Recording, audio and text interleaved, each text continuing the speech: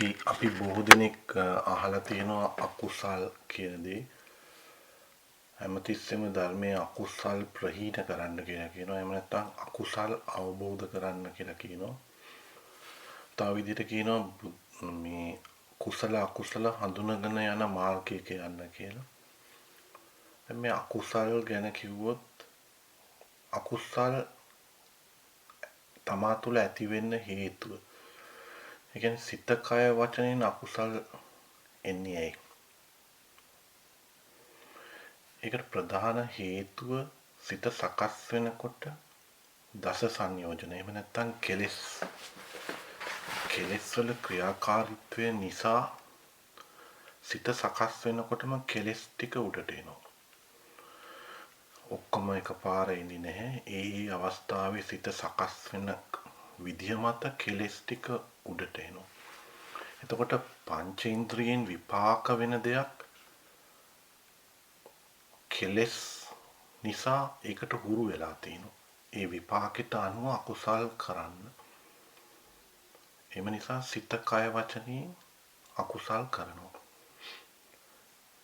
දහම දන්නේ නැති කෙනෙක් පටිච්ච සමුප්පාදයෙන් නොතේරෙන කෙනෙක් මේ අකුසලයේ ඔස්සේම යනවා. එතකොට මේ අකුසලයේ ඔස්සේ යන සැරේට විපාක වෙන දේවල් අකුසල් කරන්නමයි පෙළඹෙන්නේ. එතකොට මේ ගමනේ අකුසල් කිරීමට ප්‍රධාන හේතුව මේ සිත යට කියලා අපි භාෂාවෙන් කිව්වට මේ සිත සකස් වෙනකොට උඩට එන කෙලෙස්. ඒකට අපි දස සංයෝජන කියලාත් කියනවා. එතකොට මේ අකුසලයේ හඳුනා ගැනීමක් වෙන්නේ. අකුසලයක් අපිට එන්නේ එපා කියලා කියන්න බෑ. ඒක අමතක කරන්න බෑ. අකුසල් කියන දේ තේරුම් ගන්නවා. මොකද්ද මේ අකුසලයේ කියන දේ? ඒකට තමයි අපි අවබෝධයක් කියලා කියන්නේ. එතකොට මේ අකුසල් හඳුනගෙන යන මාර්ගයකට ගියාම කොහොමද නිවීම හම්බ වෙන්නේ? අන්න ඒක අපි දැනගන්න ඕනේ. ඒක මොකද්ද මේ නිවීම? මොකද්ද මේ රහත් වෙනවා කියන්නේ? එතකොට මේ අකුසල් හඳුනගෙන යන වැඩපිළිවෙලදී කොහොමද අපි නිවීමටපත් වෙන්නේ? අන්න ඒක තමයි වැදගත්. අපිට කුසලයේ නෙමෙයි ප්‍රශ්න තියෙන්නේ. අකුසලයේ තමයි ප්‍රශ්න තියෙන්නේ. මේ අකුසල් නිසාම පංචේන්ද්‍රිය සහ මනස වේගයෙන් ක්‍රියාත්මක වෙනවා. වේගයෙන් අරමුණු ගන්නවා. ඒ අරමුණු ගන්න නිසා අකුසල් කරවන්න පෙළඹෙනවා. අකුසල් කරනවා. විපාක වෙනදී බාහිරින් විපාක වෙනදී අනවබෝධයි. මම අර ඉස්සල්ලා හඬපටියක පැහැදිලි කරා බස් එකක් දකින්න. බස් එකක් දකින්නකොට මේ විදියට හිතන දැන් පුත්කලියෝ දෙන්නේ දෙවිදියකට තමයි මේ බස් එක දකින්නේ. කිමු හොඳ බස් එකක් දකින්නකොට යම් පුත්කලෙක් තමාගේ සිත තුළින් අතීතේ තමන් බස් ව්‍යාපාරයක් හරි මොකක් හරි කරා නම් ඒ අදහස අරගන්නවා සිතට. බාහිරින් විපාක වුණේ බස් එකක්. නමුත් තමන් අදහසක් හැටියට ගත්තේ තමන්ගේ ව්‍යාපාරය පිළිබඳ අදහසක්. ඒ ව්‍යාපාරේ පාඩු වුණා කියලා හිතමු. එතකොට ඒ පාඩු වෙච්ච ව්‍යාපාරය ගැන ගැටීමක් ඇති වෙනවා. මගේ සල්ලි හොරකම් කරා. මගේ සල්ලි නාස්ති වුණා. ඒ වගේ කලකිරීමකටපත් වෙන පැත්තට සිත ගැටීමක් ඇති කරගෙනම අකුසලයේ තමා තුළින්ම අකුසලයකට තමා තුළින්ම අදහසක් ගොඩනගා ගන්නවා. දැන් ඒක පංච උපාදානස්කන්ධ වෙනවා. එතකොට දිගින් දිගටම අකුසල්ම තමයි සිත තුළ ඒ අදහස ඔස්සේ ගොඩනගන්නේ. ඉතින් සිතක ලක්ෂණයක් තියෙනවා. ඔයගේ අකුසල ආවොත් දිගින් දිගටම අකුසලයේ කරන්න පෙළඹෙනවා. එතකොට අර සබ්බාවසව සූත්‍රය වගේ විවිධ සූත්‍රවල අකුසල් කොහොමද මගහරින්නේ අවබෝධ කරන්නේ ඒක පැහැදිලි කරනවා. එතකොට මේ අකුසලයට වෙනදී අපිට පළවෙනියෙන්ම තමන්ගේ සිත තුළ ගොඩනැගෙන අදහස තේරුම් ගන්න තැනදී සංවර වුණොත් ඒ අකුසලයේ දිගින් දිගටම ක්‍රියා කරන්න පෙළඹෙන්නේ නැහැ. දැන් අපි බලමු තව පුද්ගලෙක් ඔක දකින්න.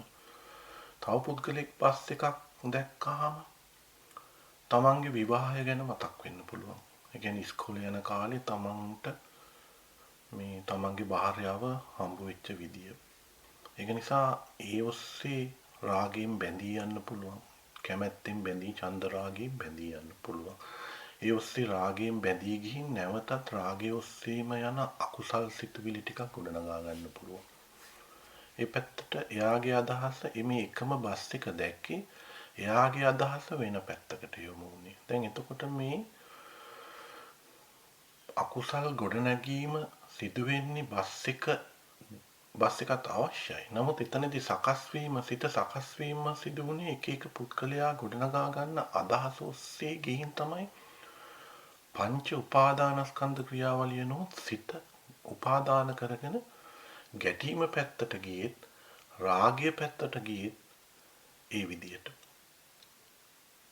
එන්නේ ආකාරයට තමයි අකුසලයේ සිත තුළ ගොඩනැගෙන්නේ. එතකොට ඕක ෂණිකව අවබෝධ කර නොගත්තොත් වැඩි වැඩියෙන් අර කෙලෙස් වලට උඩට එන්න ඉඩ දෙනවා ඒ සෑම සිතකම. එතකොට අකුසලයේ ඔස්සේ බැඳී යනවා වැඩිපුර අකුසල් ගොඩනැගෙනවා. සාමාන්‍ය දහම නොදත් පෘථග්ජන කෙනෙක් ඔක තමයි කරන්නේ. දහම දන්න කෙනෙක් සිත් කීපයකදී සංවර වෙනවා. සමහරෙක් අදහස එනකොටම සංවර වෙනවා. බුදුදහමේ වැදගත් මේ අදහස එනකොටම සංවර වෙන කට්ටිය. ඒගොල්ලෝ තමයි හොඳට බුදුදහම ධාරණය කරගෙන අවබෝධයක් දියුණු කරගත්ත කෙනෙක්. එතකොට අදහස සිතට එනකොටම සංවර වෙන්න බෑ හොඳ අවබෝධයක් දියුණු කර නොගත්ත කෙනෙකුට. ඒක තමයි බුදුදහමේ බුදුන් වහන්සේ කිව්ව මාර්ගය. අපිට යා යුතු මාර්ගය. ඔය ආරෂ්ඨාංගික මාර්ගයේ තියෙන්නේ ඕක තමයි. එතකොට ඔය ටික සිහියෙන් සමාධියක් ගොඩනගාගෙන එදිනෙදා ජීවිතේ පංචේන්ද්‍රියට විපාක වෙනකොටම බස් එක දකින්නවා වගේ තමන්ගේ සිත අවබෝධ කරගන්න එක තමයි බුදුදහම. සිතුවිලි අමතක කරන එකයි මේ. සිතුවිලි අමතක කරනකොට සිත ගොඩ නැගෙන්නේ නැහැ. සිතුවිලි අමතක කරාම සිත පවතින්නේ නැහැ. සිතක් පවතින්නේ නැහැ සිතුවිලි නැතුව. එන සිතුවිලි අමතක කරොත් සිත අසුබය වඩනවා කියලා කියනවා. එතනට සිත පිළිබඳ අවබෝධයක් ගොඩ නැගෙන්නේ සිත අමතක කරනවා. සිත අමතක කිරීම අසුබය ගොඩ නැගුවාම ධ්‍යාන තත්වයකටපත් වෙනවා. මේ ධ්‍යාන තත්වයේ ඔස්සේ වෙන ලෝකයක ගිහින් ශරීරයක් පවතින ලෝකයක රූප කොටසක් පවතින ලෝකයක ගිහින් කල්ප ගානක් ජීවත් වෙනවා. ඒ ක්‍රමය අද මේ නිවන කියලා පටලෝගෙන ඉන්නවා කට්ටිය. නමුත් ඒගොල්ලන්ට අවබෝධය කියන නැත්තම් ප්‍රඥාව නොහොත් ඥාන දියුණු වෙලා නැහැ. ඒ කියන්නේ ඵල සතරට අවශ්‍ය කරන ඥාන දියුණු වෙලා නැහැ. ඒගොල්ලොන්ගේ කෙලස් ටික එහෙමයි. හැබැයි ඒගොල්ලෝ හිතනවා මේ අපි දැන් මේ රහත් වෙලා හරි සෝවාන් වෙලා හරි තමයි ඉන්නේ කියලා. මොකද ඒගොල්ලොන්ට සංඥා නැහැ. සිත ගොඩ නැගෙන්නේ නැහැ. සිත අමතක කරලා තියෙන්නේ. ඔන්න ඔය ක්‍රමයට හස්සු වෙච්ච ඒගොල්ලෝ සමහර කට්ටියට පිස්සු හැදෙනවා. ඒක නිසා බුදුදහම කියන්නේ සම්මා දිට්ඨිය ප්‍රඥාව ඥාන දියුණු කරමින් යන වැඩපිළිවෙලක්. ඒව දියුණු කරන්නේ මේ සිත අවබෝධ කරලා. සිත අවබෝධ කරලා යන ගමනකදී තමයි අපිට මේ නිවීම හමු වෙන්නේ. එහෙම නැත්නම් නිවන අරමුණු කරන ඵලසිත ගොඩ නැගෙන්නේ. එතකොට ඵලසිත වල අරමුණ කෙලිම ඉන්නේ නිවන. ඇත්තටම ඵලසිත විතරක් නෙමෙයි ඔය ඵලසිතට පෙර ඇතිවන ගෝත්‍ර භූ සහ වෝදාන කියන සිත් සෑම එකකම අරමුණු වෙන්නේ නිවන. මම ඒක ඉස්සෙල්ලා ටිකක් හඬපටියකදී ඥාන සම්ප්‍රයුක්ත කියන සිත් ඔස්සේ පැහැදිලි කරා මේ ඵලසිත කියන්නේ මොනවද කියලා. එතකොට මේ ඵලසිතක් සොයාගෙන යන ගමනට අකුසලයේ හඳුනාගෙන යන මාර්ගයක් තියෙනවා. අපි කුසලයේ පොඩ්ඩක් පැත්තකට තියමු.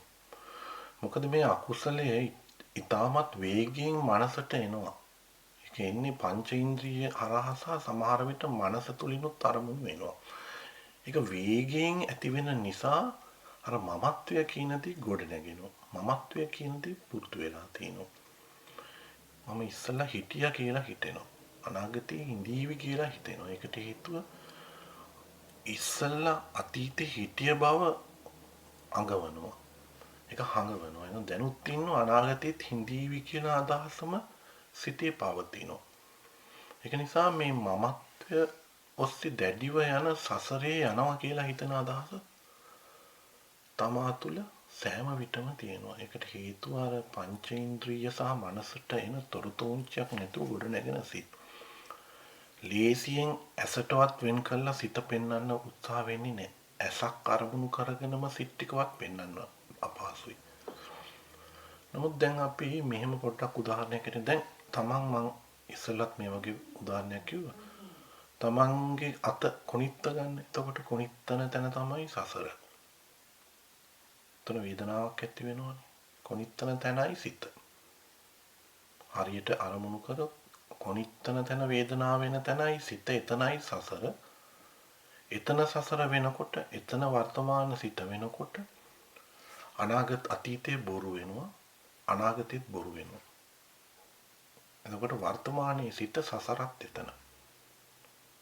ඒක හොඳට තේරුම් ගන්න. එතකොට ඒ ඇතිවන සිත තුළ මේක සාමාන්‍ය ඇහෙන් දකින රූපවලටත් කනින් ඇහෙන ශබ්දවලටත් සිත වර්තමානයේ තබල තමන්ගේ ඇතිවන සිතුවිලි ටික පිළිබඳ විග්‍රහයක් කරන්න බලන්න. මොකද්ද මේ වේදනාව කියන්නේ? ඇහෙන් රූපයක් දැක්කොත් මොකද්ද මේ සංඥාව නොහොත් හඳුනා ගැනීම කියන්නේ? නිකන් ඉන්න වෙලාවට සිත සැහැල්ලු වෙලාවට තමන්ගේ වර්තමාන සිත දිස බලන්න. කොහොමද මේ සිත ගොඩ නැගෙන්නේ කියලා.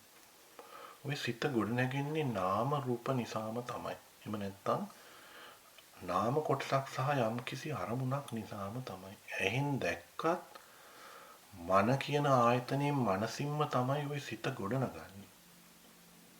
ඕක තමන්ට තේරෙන්න ගන්නවා ටිකක් යනකොට. ඔය නාම රූප පිළිබඳ අවබෝධය තමයි පටිච්චසමුප්පාදයට උපකාර වෙන්නේ. ඕක සිත ගැන තේරෙන්න අතීතේ බොරු වෙනවා. අනාගතෙත් බොරු වෙනවා. වර්තමානයේම සත්‍ය වෙනවා. තමා පවතින්නේ වර්තමානයේම කියලා තේරෙනවා. ඇයි ඇලෙන්නේ කියන එක ඒ සිතේම තේරුම් ගන්නවා. ඇයි ගැටෙන්නේ කියන එකත් ඒ සිතේම තේරුම් ගන්නවා. ඒ තේරුම් ගන්නේ තමාගේ සිත තුළ සකස් වෙන සිතුවිලි වල ස්වභාවය තේරුම් ගැනීම. මම අර බස් එක දැක්කහම රාගයෙන් බැඳී යන අදහස වගේ ඒ අදහස ඔස්සේම හිතවාම ඇයි මම මේ රාගයෙන් බැඳී යන්නේ මොකද්ද මට ඇතිවෙන සිතුවිලි කියන දේ තේරෙනවා. අතීතයේ වෙච්ච අරමුණකුත් දැන් අරගෙන වර්තමානයේ මේ සිත තේරුම් ගන්න පුළුවන්. අතීතයේ වුණ සිතක් කුසල හෝ අකුසල වූ සිතක් වර්තමානයේ අරමුණක් හැටියට අරගෙන Tamanට මේක තේරුම් ගන්න පුළුවන්. හැමතිස්සෙම තේරුම් ගන්නේ වර්තමානයේ සිත. වර්තමානයේ සිතේ ගොඩනැගෙන සිතුවිලි වල ස්වභාවය. මොකද්ද මේ සිතුවිලි කියන දේ? ඕක නිකන් විවේක වේලාවට විමර්ශනය කිරීම ඉතා වැදගත්. එතකොට සිත කියන්නේ වර්තමානයි.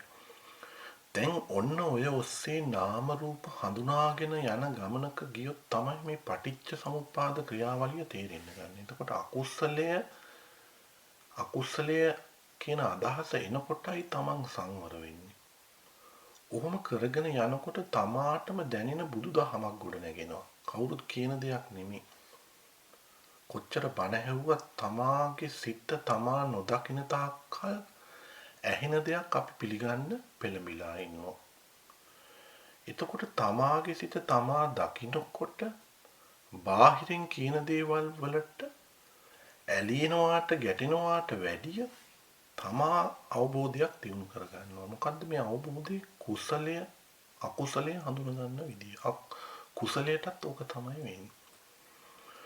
එතකොට මෙහෙම ගමනක් යන පුද්ගලයෙකුට දිනක නිවන අරමුණු කරලා ඵල සිතක් ගොඩ නැගෙනවා. එතකොට මේ සෑම සිතකම සෑම එදිනදා ජීවිතයේ සෑම සිතකම Tamanට තිබිය යුත්තේ නිවන අරමුණු කරන අදිෂ්ඨානයක්. ඒ අදිෂ්ඨානය සපුර ගන්න යන ගමනක. ඒ අදිෂ්ඨානය සපුර ගන්න යන මගක තමා සිටින්න ඕනි. දැන් බලමු ඔහොම කරගෙන යනකොට මොනවද අවබෝධ වෙන්නේ? ඇත්තටම අවබෝධ වෙන්නේ තමා තුළ තියෙන කෙලෙස් ටික. සක්කාය දිට්ඨි විචිකිච්ඡා සීලබ්බත පරාමාස පිළිබඳ ඒ සිතේදී තම අවබෝධයක් ලබනවා. ඒ අවබෝධයක් ලබනකොට ඒ ඵලයේදී තමන්ට ඥානයක් පහළ වෙනවා. ඒ අවබෝධය ලබන්නේ මේ සිත දැකලා සිත තුළ නාම රූප සැකසෙන විදිය දැකලා. මේක දකිනකොට නිවන අරමුණු කරලා යනකොට මේ ගමන නිවන අරමුණු කරලා යනකොට මේ කෙලෙස් ටික අවබෝධ වෙනවා. අපි එච්චරට වැරදි දේවල් අකුසල් මේ කෙලෙස් ඔස්සේ කරලා තිනවා. ඒක නිසා ඒ කෙලෙස් සම්පූර්ණ මහා සාගරයක් වගේ ඒවා අපිට කුසල් වඩලා ප්‍රහීන කරන්න බෑ. ඒ නිසා අවබෝධයකට පුළුවන් මේවා හරියට එකට කියන්නේ පුස් කළා දාන්න. මේ කෙලෙස් නැමැති බීජ පවතිනවා. ඒවා පැලවෙන්නේ නැති තත්වයටපත් කරන්න පුළුවන්.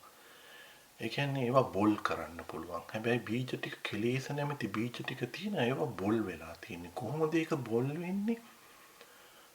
ප්‍රඥාවක් තුලින්.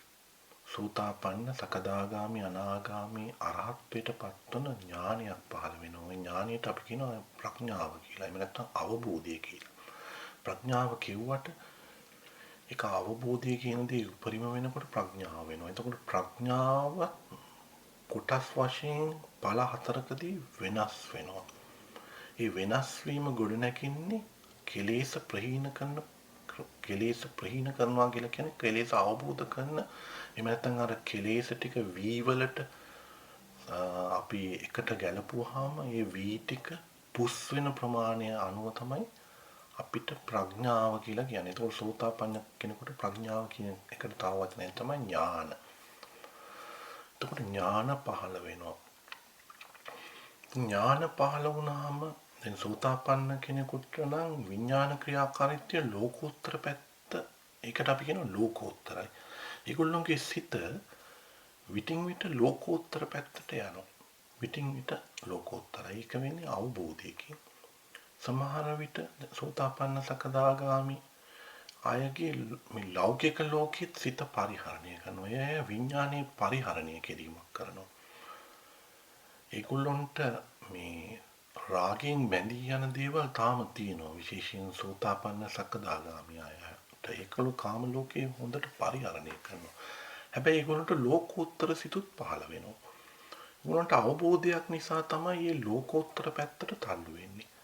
එතකොට මේ ලෞකික සිත් පහළ වෙන සෑම විටම විඥානයේ ක්‍රියාකාරීත්වයක් තියෙනවා. ඒතකොට රාගයෙන් බැඳී යනවා ඒ අය. දැන් මෙතන ප්‍රශ්නයක් තියෙනවා මොකද්ද මේ අවබෝධය? එහෙම නැත්නම් මොකද්ද මේ ප්‍රඥාව? මොකද්ද මේ ඥානය කියලා කියන්නේ? ඒක අද කට්ටියට කවුද මෙතන විඳිනවද කවුරු හරි? දැන් සමහර අයට ගැටලුවක් තියෙනවා රහත් වුණාම. දැන් රහත් වුණාම මනස කියන දේ පරිහරණය වෙනවද? ඒක කොයි විදියටද? මනස තුල ඥානයක් ගොඩනගෙනවා නම් ඒක විඳින කෙනෙක් ඉන්නවා. එතකොට මමත්වයක් එතන ගොඩ නැගෙනවා.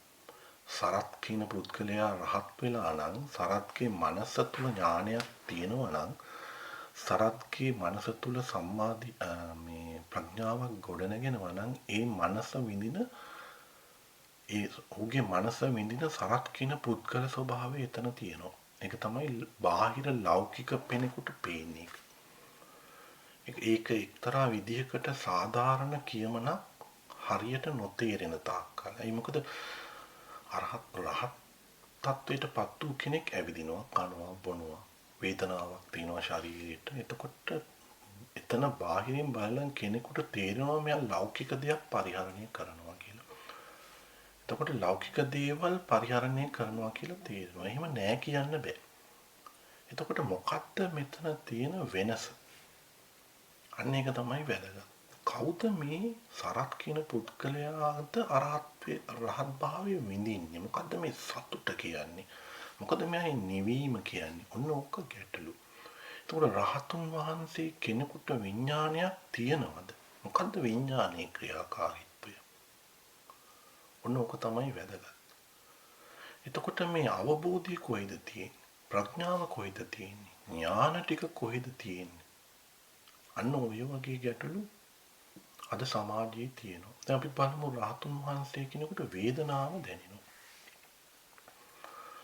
අපිට යම් කිසි විදියකින් ශරීරයට වේදනාවක් ආවොත් වේදනාව දැනෙනවා. දැන් වේදනාව දැනෙන තැන දැනෙනවා දැනගන්නවා කියන තැන විඥාන ක්‍රියාකාරීත්වයක් තියෙනවා.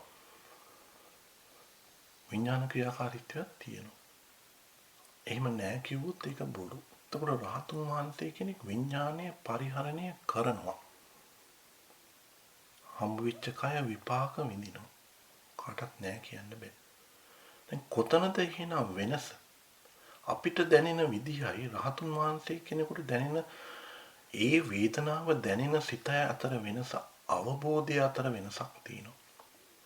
එතකොට අවබෝධය නොත් ඥානය කියන දේ මේ සිත තේරුම් කරනවා. වේදනාව දැනුණට අවබෝධය නොත් ඥානය කියන දේ එහෙම නැත්නම් ප්‍රඥාව කියන දේ මේ සිත ගැටීම පැත්තට අරගෙන යන්නේ නැහැ. දැන් ඒක අහන්න පුළුවන්. දැන් ආය අහනවා මනසෙද මේක තියෙන්නේ. ඔන්න ඕකයි ප්‍රශ්නේ. මේ සිතුවිල්ල ප්‍රඥාව ගොඩ නැගෙන්නේ මනසෙද? ආය සරද්ද මේක විඳින්නේ. ඔන්න ඔය ගැටලු තියෙනවා. ඒක මම හඬපට කීපයකට ඉස්සෙල්ලා මේ අවබෝධයෙන් හෝ ප්‍රඥාව කියන දේ ඔළුවට උඩින් එනවා කියලා ඒක දාලා තිනවා. නමුත් ඒක මේ වගේ ගැටලු වලින් මේ වැළැක්වීම සඳහා තමයි එහෙම දාලා තියෙන්නේ. එතකොට ඒක අර සිත තුළට කාවද්දවන්නේ නැහැ. ඒක ඥානය කියන්නේ ප්‍රඥාව කියන්නේ අර ලෝකෝත්තර පැත්ත, මේ ලෞකික ලෝකයේ ඉඳලා අපිට ඒක තේරුම් ගන්න බෑ. අපහසුයි. ඒක අවබෝධයක්. මොකක්ද මේ අවබෝධය තියෙන්නේ? මේ වේදනාව ඇතිවන තැනදී, තමන්ගේ රහතුන් වහන්සේට ශරීරයට වේදනාව ඇතිවන තැනදී මොකක්ද මේ අවබෝධය තියෙන්නේ? එහෙම නැත්නම් මොකක්ද මේ ප්‍රඥාවේ තියෙන්නේ? මේ ප්‍රඥාවේ තියෙන්නේ පටිච්ච සමුප්පාදය. අවබෝධයක්. පටිච්ච සමුප්පාදයේ අනුලෝමය තියෙන්නේ එක පැත්තකට. ප්‍රතිලෝමය තියෙන්නේ අවබෝධයක්. ඒක තමයි ඥාන කියලා කියන්නේ. ඒ ඇතිවන වේදනාව තුළ අවබෝධයක් ආවහම අනුලෝම වශයෙන් යන පටිච්ච සමුප්පාදය තුළින් විඳින කෙනෙක් නැහැ. එහෙම තමයි අවබෝධයට හසු වෙන අපිට තේරෙන්නේ විඳින කෙනෙක් ඉන්නවා. කියන අනුලෝම වශයෙන් ගියොත් දුක ගොඩ නැගිනවා. විඳින කෙනෙක් ඉන්නවා. වේදනාව විඳිනකොට දුක හට ගන්නවා. ඒකයි අපිට තේරෙන්නේ. ඒක පැත්තක් ඇල්ලුවොත් ඒකාන්තයක්. අපිට පේන විදිය. ප්‍රතිලෝම වශයෙන් ගියොත් අපි ඉගෙනගෙන විතරක් තියෙනවා. කියන්නේ දුක නැති වෙනවා, වේදනාව නැති වෙනවා. එහෙමයි අපි පොතේ ඉගෙන ගන්නෙ. දැන් රහතුන් වහන්සේට ඔය දෙකම අවබෝධයකට හසු වෙනවා. මේ අනුලෝම වශයෙන් ගියොත් දුක ගොඩ නැගෙන බවත්, ප්‍රතිලෝම වශයෙන් ගියොත්, අනුලෝම වශයෙන් ගියොත් ගැටීම ඇති වෙලා, ඇතිවෙච්ච වේදනාවට ගැටීම ඇති වෙලා දුක ගොඩ නැගෙන බවත්, ප්‍රතිලෝම වශයෙන් ගියොත් මේක දුක සංසිඳන බවත් අවබෝධයකට හසු වෙනවා. ඒ කියන්නේ ගැටීම ඇති නොකර ගියොත්. නමුත් රහතුන් වහන්සේ කෙනෙක් ඔය අන්ත දෙකම අල්ලන්නේ නැහැ. මොකද ඒක අවබෝධයක්. අපිට විටින් විට එක පැත්තකට ගියොත් එක අන්තයක් හොල්ලනවා. අනිත් පැත්තට ගියොත් අනිත් අන්තය අල්ලනවා. දැන් තේරෙනවා මේ සරත් කියන රහතුන් වහන්සේට වේදනාවක් ආවහම අවබෝධය තුලින් විඳින සරත් කියන පැත්ත අල්ලන්නෙත් නැහැ. සරත් නැහැ කියන පැත්ත අල්ලන්නෙත් නැහැ. එතකොට මේ ලෝකයේ පටිච්ච සමුප්පාදයේ තේරුම් ගත්ත රහතුන් වහන්සේ කෙනෙක් මේ විඳින සරත් ඇතයි කියන අන්තය අල්ලන්නේ. ඒ ඇතයි කියන අන්තය අල්ලන්නෙත් නැහැ. මේ විඳින සරත් නැතයි කියන අන්තය අල්ලන්නෙත් නැහැ. ඒක හසු වෙන්නේ අවබෝධයකට. ඒක තමයි ඥානය කියලා කියන්නේ. එතකොට Tamanට හොඳට තේරෙනවා ඇති බාහිර ලෝකයේ ලෞකික කෙනෙක් බලනකොට සෑම විටම විඳින කෙනෙක් ඉන්නවා කියලා අල්ලනවා. එක වෙලාවකට පටිච්ච සමුප්පාදේ කියලා දෙන විදිහට විඳින කෙනෙක් නැහැ කියලා අල්ලනවා. ඔය දෙකේ අන්ත දෙක අල්ලන්නේ නැතුව ඉන්නේ අවබෝධයකට. එක අන්තයක් අල්ලන්නෙත් නැහැ, අනිත් අන්තය අල්ලන්නෙත් නැහැ. ඔබ රහතුන් වහන්සේගේ නම කියලා කතා කරොත් සරත් කියලා අපි කියමු. ස්වාමින් වහන්සේ සරත් කියලා කිව්වොත් තමන් සරත්. ඒ මොහොතේ. හැබැයි අවබෝධයේදී ඒක අවබෝධය අර තියෙන පටිච්ච සමුප්පාදය. ඒ ලෝකයේ ගොඩ නැගෙන විදිය, සරත් ගොඩ නැගෙන විදිය. දැන් මෙතන ප්‍රධානම හේතුව අපිට මේ මමත්වය කියන දේ. මේ මමත්වය ලෙස මේ සිත ගොඩ නැගෙන නිසා මේ කෙලෙස් ටික අකුසල් කරවන්න පෙළඹෙනවා. මේ මමත්වයම තමයි අපිට මේ ගමනට බාධා කරන්නේ. මේ මමත්වය පිළිබඳ තියෙන අනවබෝධය. මමත්වය පිළිබඳ තියෙන අනවබෝධය. දැන් ඔබට තේරෙනවා ඇති රහතුන් වහන්සේ කෙනෙකුට කොහොමද තමන්ගේ ප්‍රඥාව වැඩ කරන්නේ කියලා. තමන්ගේ ප්‍රඥාව. දැන් රහතුන් වහන්සේ කෙනෙක් දානේ වළඳනකොට සාමාන්‍ය විදිහට වළඳන බව අපිට තේරෙන්නේ. නමුත් අර සිත තුළ එක සාමාන්‍ය ක්‍රියාසිතක් විතරයි.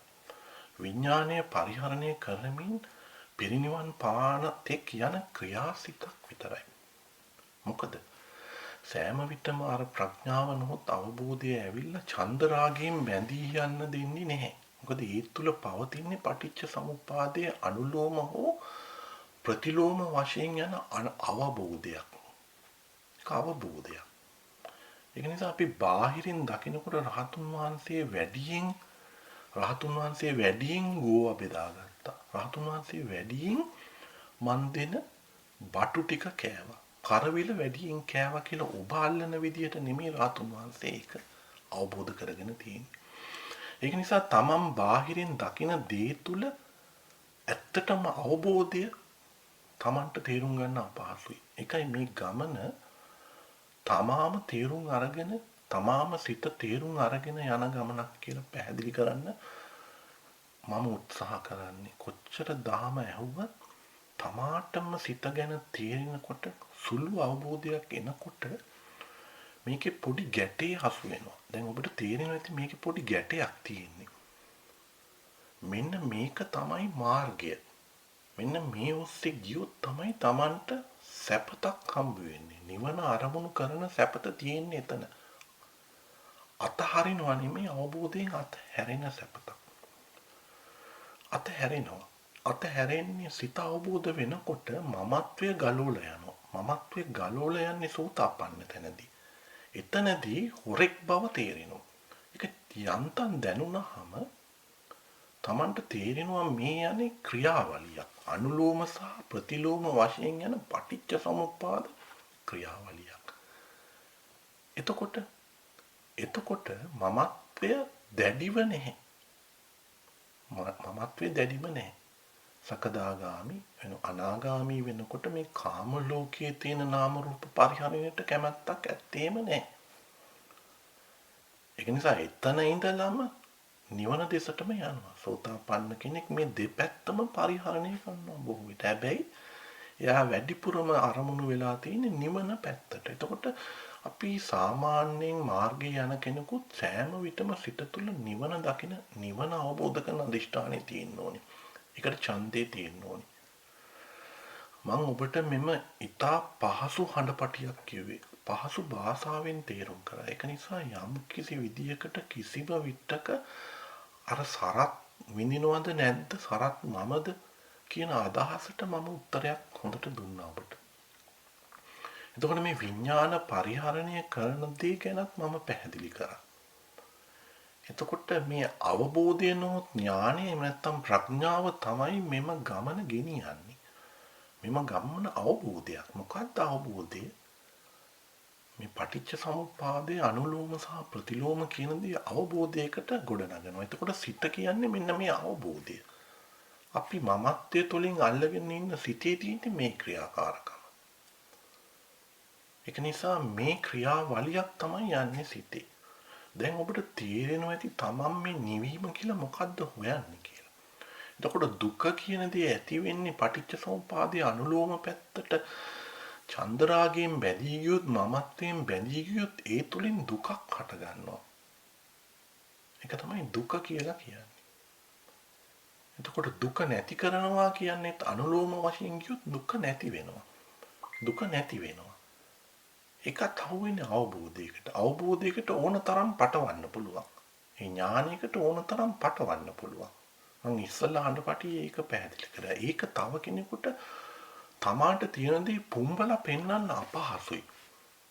ඒක තමාම සිත දියුණු කළා තමාම තේරුම් අරගෙන තමාම තමාගේ අවබෝධය පෝෂණය කරගන්න ඕනේ ඥාන ලැබෙන තෙක්. මම හිතනවා මම මේ කිව්ව දේ හොඳට ගැඹුරුව විමර්ශනය කරන්න අපහසු නැහැ පහසු භාෂාවෙන් මම ඔබට කියලා දුන්නේ. නිවන අරමුණු කරලා යන සෑම තැනකම සතුටක් කියලා දාය අහන්න එපා. සතුට විඳින්නේ සරද්ද කියලා. දහම හරියට තේරුණාට පස්සේ ඔය ඇතද නැතද කියන දේවල් අහන්න ඉන්නේ නැහැ. ඒවලට උත්තර නැහැ. ඒක අවබෝධයක්. ඒක නිසා මම ඉන්නවද මම නැද්ද? එහෙම අහන්න යන්නේ නැහැ. ඒක අවබෝධයක්. ගොඩාක් ප්‍රශ්න ඔබලට ඇති වෙන්නේ මේ අවබෝධය හරියට තමන් සොයන නිවන මොකද්ද කියන එක, තමන් සොයන නිවීම මොකද්ද? තමන් සොයන දුක නැති කරගෙන යන මාර්ගය මොකද්ද? ඔන්න ඔය මාර්ගයේ ඉඳලා ගියාම නිවන සාක්ෂාත් කරගන්නේ කොහොමද? අරහත්ත්වයටපත් වෙන්නේ කොහොමද? ඒ අවස්ථාවේදී රහතුන් වහන්සේලා හැසිරෙන්නේ කොහොමද කියන එක තේරුන්නේ.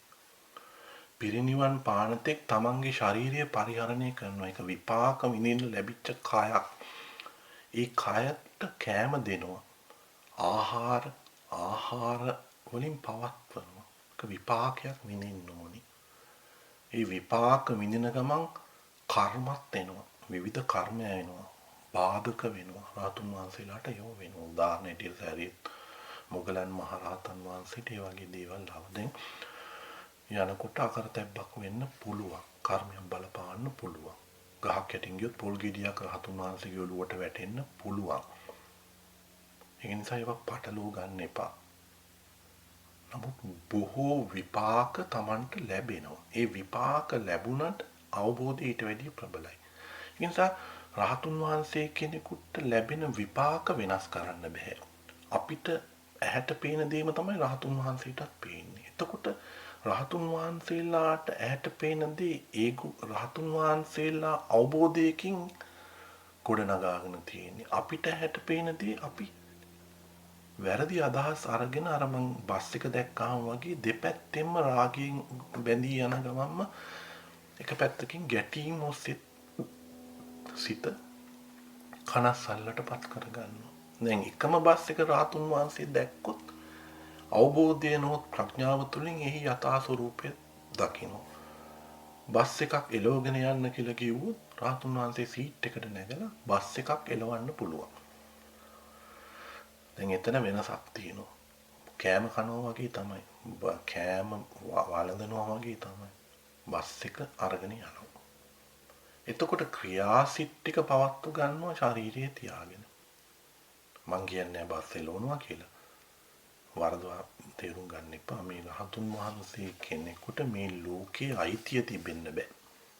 ඒක එච්චරම උපරිම තැනක්. මේ ලෝකයේ තදින් අල්ලගෙන දෙයක් තියෙන්න බෑ. ඔබගේ ගෙදරට ඇවිල්ලා සැපපුටුවක ඉඳ ගන්න කිව්වොත් ඉඳ ගනි. නමුත් සෑම විටම තමන් පරිහරණය කරන දේ ගැන හොඳ අවබෝධයක් තියෙනවා. තමන් ලකුවට මල් ගොඩාක් සල්ලි වියදම් කරලා ඒක උටින් රහතුන් වහන්සේ කෙනෙක් යන්නේ නැහැ අද සමාජයේ.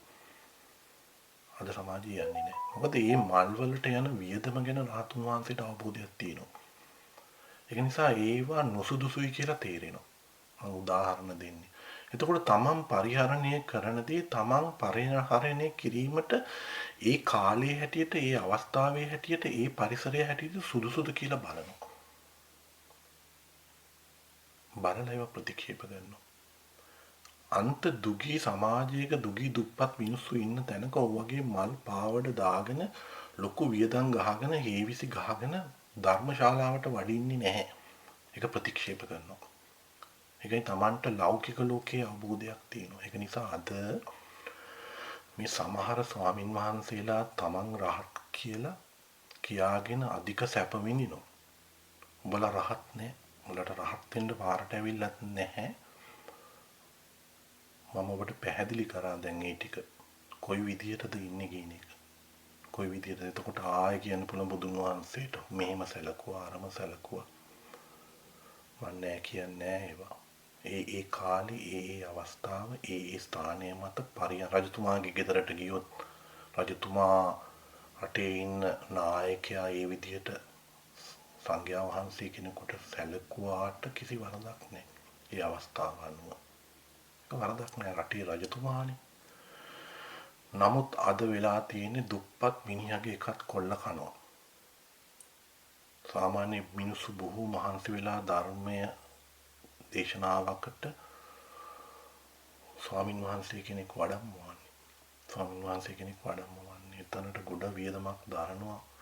ඒ ඇවිල්ලා ඉන්න පුත්කලියොන් දිහා බැලුවාම ඇඳගෙන ඉන්න දේවල් බැලුවාම ඒ වටපිටාව බැලුවාම තමන් ඒවා භුක්ති විඳින්න සුදුසු නැති බව තේරෙන්න ඕනි. ඒක ගිහි පැවිදි දෙපැත්තටම තේරෙන්න ඕනි. ඒ නිසා මේ ලෞකික ලෝකයේ පිළිබඳ අනවබෝධයක් දියුණු කරගෙන රහත් වෙන්න බෑ. ඒක ඉතා වැදගත්.